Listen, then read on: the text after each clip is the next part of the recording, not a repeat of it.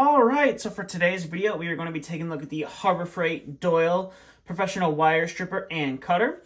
Now, these Harbor Freight pretty much compares these to a pair of Kleins that is a little bit different. The pair of Kleins that they compare them to is not a spring-loaded pair like this is.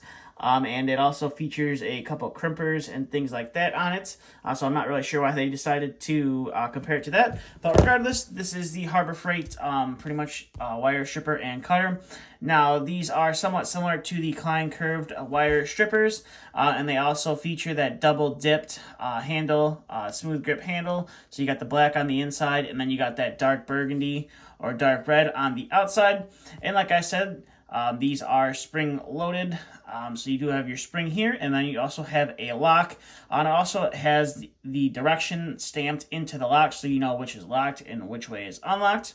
And then coming up to the main part of the tool, you get a 6/32 and an 8/32, or an 8/32 and a 6/32 screw cutter. So if you're an electrician, you're trying to cut down those little machine screws, you do have some cutters on the tool, which is nice.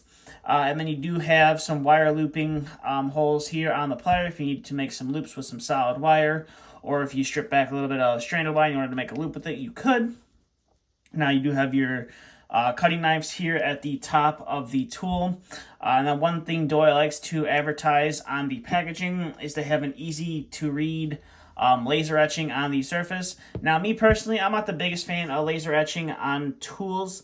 I kind of prefer if they would just kind of make it a part of the forging or the casting of the tool or the stamping of the tool, just so that, with a tool that you use for a longer period of time, eventually that laser etching can tend to start to wear off, whereas if it was forged or stamped into the metal itself, that's not something you're ever gonna have to worry about rubbing off, but that's just me. Now, this pair of wire strippers will go from 10 to 20 gauge solid and 12 to 22 gauge stranded. So you have all your different stripping features here on the tool.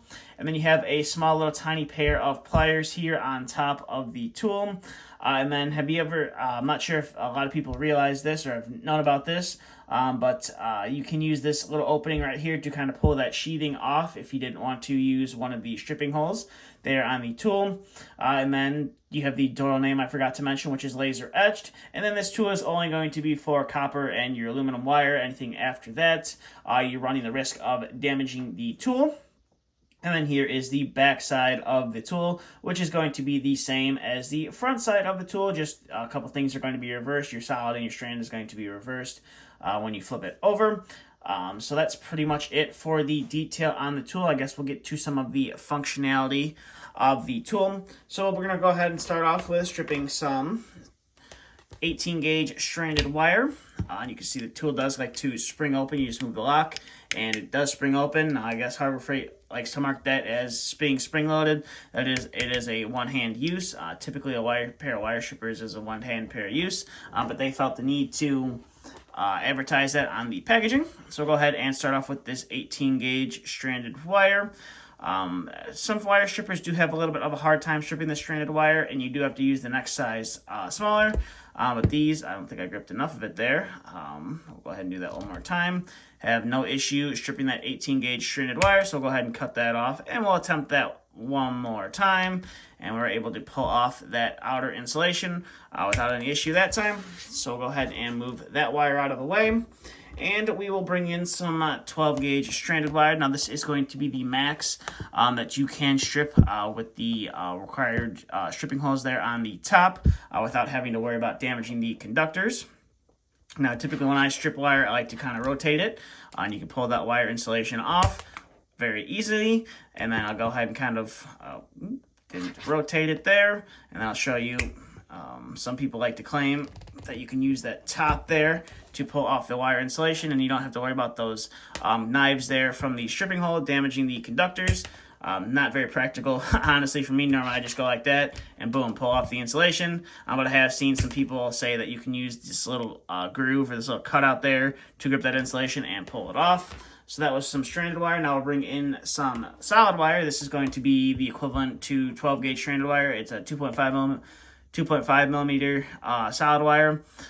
So we'll go ahead and boom, pull that wire insulation off, and we'll go ahead and cut that one more time. Now we'll go ahead and cut a fair bit of that insulation off, and then we'll lock the tool, and then we'll demonstrate that you could use that to bend a loop on the wire.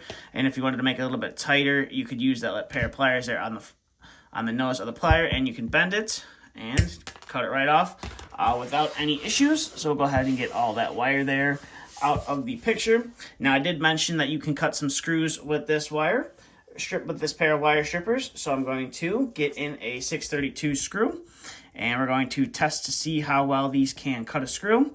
So we'll go ahead and start that. And you can spin the screw in by hand. You don't necessarily need to do it with a screwdriver.